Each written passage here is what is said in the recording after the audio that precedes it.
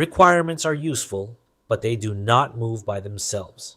A requirement tells the team what needs to exist. The task list tells the team what work has to happen next. In this video, I want to focus on the part of project planning where a lot of teams lose time. They write a requirement, they agree that it matters, and then the work item still shows up as something vague like build the workflow, create the dashboard, or improve the form. That sounds organized on paper, but it is not enough for delivery. A developer cannot estimate it cleanly. A tester cannot test it correctly. A business owner cannot review it properly. The project manager cannot track it effectively. The fix is to break each requirement into smaller tasks that have a clear action, a clear owner, a clear result, and a clear way to confirm that the work is done. When I worked through the BuyItaly Mortgages project, this mattered because the business idea touched multiple areas: client intake, mortgage readiness, document collection, status visibility, and follow-up. If we left that as one big task called Build Mortgage Workflow, the plan would look simple, but the team would have to guess. The better move was to break the work into clear pieces that could be assigned and reviewed. Here is the trap. A vague task feels like progress because it is easy to put into a project board. Build mortgage dashboard, set up onboarding workflow, improve client portal, add reporting. Those phrases look normal, but they hide too much. What does build mean? What data should the dashboard show? Which user is it for? What filters are needed? What happens when data is missing? Who approves the layout? What counts as done? This is where teams start burning time without always noticing. Developers ask for clarification. Business users think something different was promised. Testers do not know what to test. The project manager keeps updating the same task because the task was never specific enough to finish cleanly. In a mortgage project like BuyItaly Mortgages, a task like Build Client Dashboard could mean many things. It could mean a borrower status view. It could mean an internal pipeline board. It could mean a document checklist. It could mean a lead tracking report. Those are different pieces of work. A vague task is not harmless. It shifts the real planning work into meetings, Slack messages, and rework. Clear task writing reduces that waste. A simple way to bring order to the work is to separate requirements, features, and tasks. A requirement explains what needs to be true. It is usually written from the user or business point of view. For example, a buyer needs to know what is missing before a mortgage file can move forward. A feature is the part of the system that supports that requirement. In this case, the feature might be a mortgage readiness dashboard or a document checklist. A task is the actual work needed to create that feature. Add a status field, create a checklist table, show missing documents, add a rule that marks the file incomplete when required information is missing. Create a test case for a buyer with one missing document. This separation matters because many people mix these levels together. They call a requirement a task, then the task is too large, or they call a feature done even though the smaller pieces were never tested. When you write at the right level, the work gets easier to manage.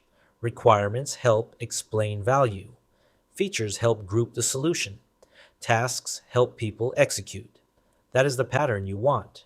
Requirement to feature to task. Each level should be clear enough that the next level is not a guessing game. Before I write tasks, I want the user outcome to be clear. This step keeps the task list from becoming random activity. In the BuyItaly Mortgages project, the point was not just to make software look organized. The real problem was process clarity. A buyer or internal coordinator needs to know where a mortgage file stands. Is the buyer profile complete? Are required documents missing? Is the file ready for review?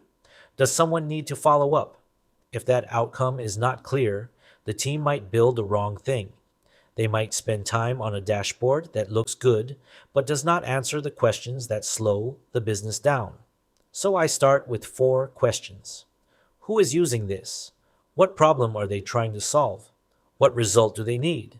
What would prove the work helped? Once the outcome is clear, the task list gets sharper. You are no longer writing tasks like improve status tracking. You are writing tasks like add a mortgage file status field, display missing document count, and show ready for review when all required fields are complete.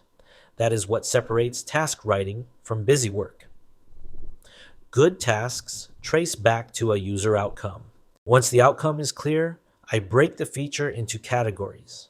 This is one of the fastest ways to find the work that people forget. Take a mortgage readiness dashboard. At first, it sounds like a screen, but it is not only a screen. It needs data. It needs fields like buyer name, loan stage, missing documents, readiness status, and last update. It needs an interface so the right person can view and act on that information. It needs permissions, so buyers, coordinators, and admins do not all see the same things. It needs workflow logic. When does a file move from incomplete to ready for review? What happens when a document is uploaded? What happens when information is rejected or needs correction? It may need notifications. It needs error states. It needs test cases. It may need support notes so the team knows what to do after launch.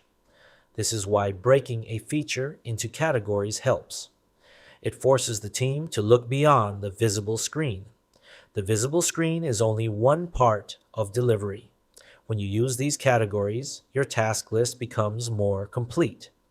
Data, interface, permissions, workflow logic, notifications, errors, testing, and support. That structure helps you avoid surprises later. A task should make the work obvious. It should not require a meeting just to understand what the task means. Compare these 2 examples. Set up dashboard. That is too broad.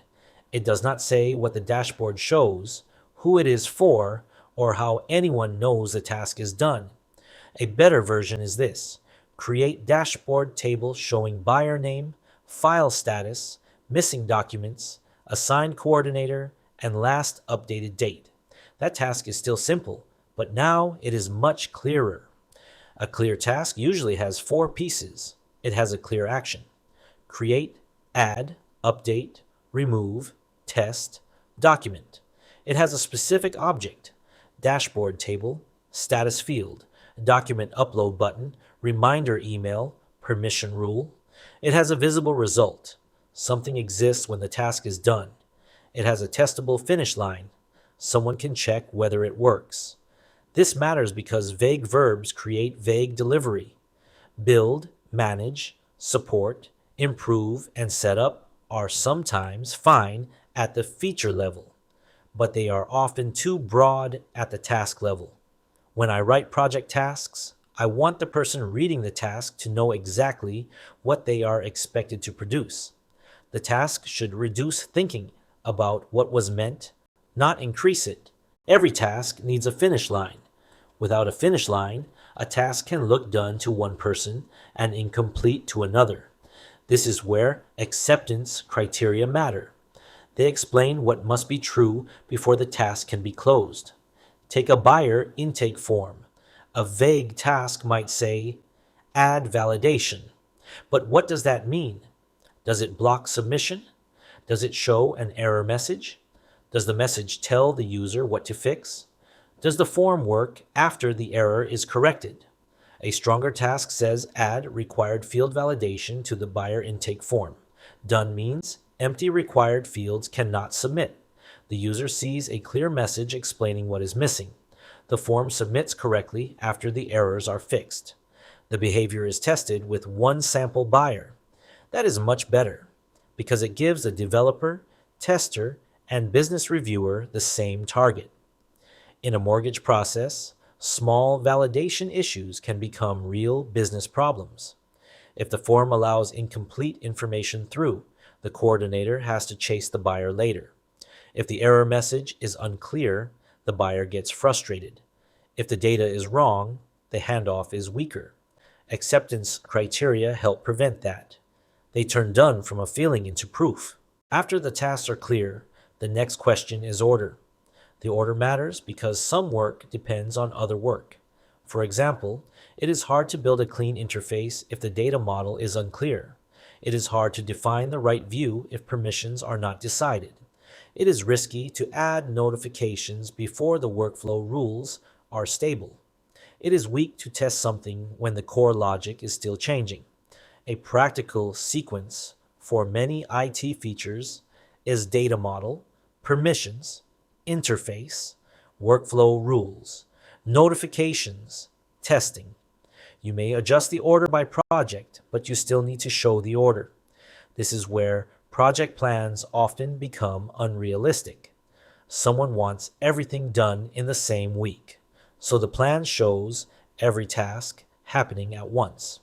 That may look fast, but it ignores how the work actually depends on itself. In a mortgage workflow, if you do not know what counts as a complete file, you cannot reliably show readiness status. If you do not know which users can see documents, you cannot finalize the document view. If those rules are late, the interface may need rework.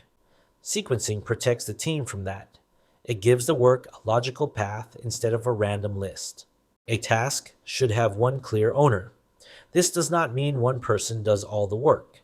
It means one person is accountable for moving that task forward. A common mistake is assigning tasks to the team. That sounds collaborative, but it usually creates waiting. People assume someone else is handling it.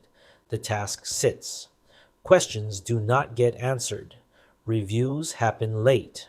For IT work, I usually separate a few types of ownership. The developer owns the technical build. The business owner confirms whether the work solves the real problem. The reviewer checks quality, accuracy, usability, or readiness. The approver makes the final decision when scope or direction needs a call. In the BuyItaly Mortgages project, this kind of ownership matters because the business side and technical side are connected. A developer can build a document checklist, but the business owner needs to confirm which documents matter for the process. A reviewer needs to confirm the workflow makes sense from a buyer or coordinator point of view. An approver needs to decide what launches now and what waits. Clear ownership reduces waiting, duplicate work, and last-minute confusion. Every important task should have a name attached to it. Clear tasks are not only building tasks. Some of the most important tasks are hidden work. Hidden work includes sample data, edge cases, access checks, support notes, migration, cleanup, training, and launch recovery.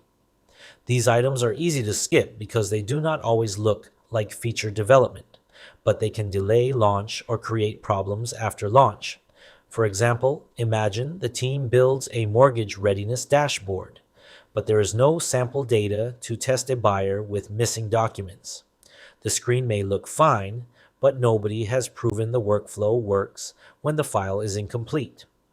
Or the team builds document visibility, but permissions were never tested. That is not a small issue. In a business process with financial information, access control matters. Or the team launches without support notes. The feature goes live, but nobody knows who handles questions, how to correct bad data, or what to do if a status is wrong. A strong task list makes this work visible. If something can block launch, create a task for it. Do not assume the team will remember it later. Later usually means rushed. Here is how this looks with the BuyItaly Mortgages example. The broad idea is useful. Help buyers track mortgage readiness. That is the kind of idea a business owner understands. It has value. It connects to the customer experience.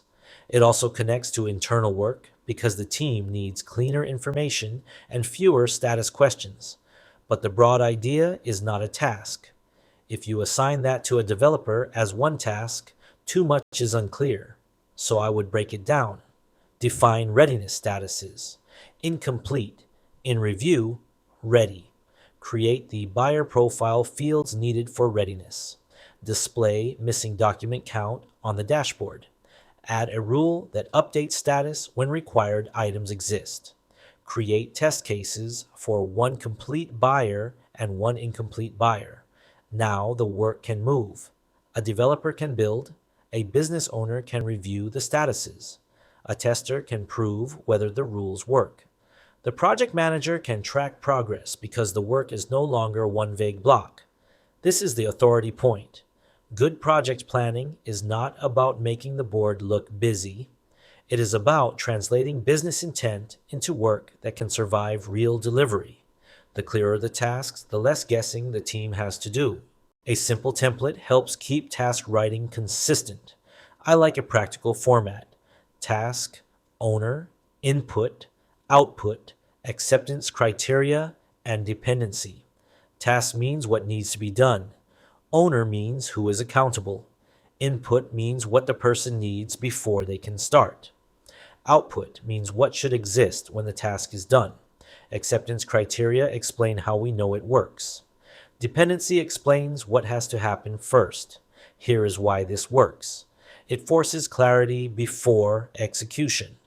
If you cannot name the owner, the task is not ready. If you cannot describe the output, the task is probably too vague. If you cannot define acceptance criteria, the task may not be testable. If there is a dependency, the timeline needs to show it. For a mortgage dashboard task, the template might look like this. Task: create dashboard table showing buyer name, readiness status, missing documents, coordinator, and last updated date. Owner, developer. Input: approved field list and readiness status definitions.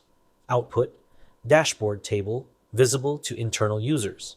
Acceptance criteria: table loads sample buyer data. Missing documents count is accurate, and restricted users cannot access it. Dependency: data model approved. That is a task the team can work with. The main takeaway is simple. Requirements explain the need. Tasks explain the work. A requirement might say what the user or business needs. That is valuable. But the team cannot deliver a requirement until someone breaks it into work that can be assigned, built, reviewed, tested, and launched. A good task is clear enough to assign. It is small enough to move. It is specific enough to test. It has an owner. It has a result. It has acceptance criteria. It fits into the right order with the work around it.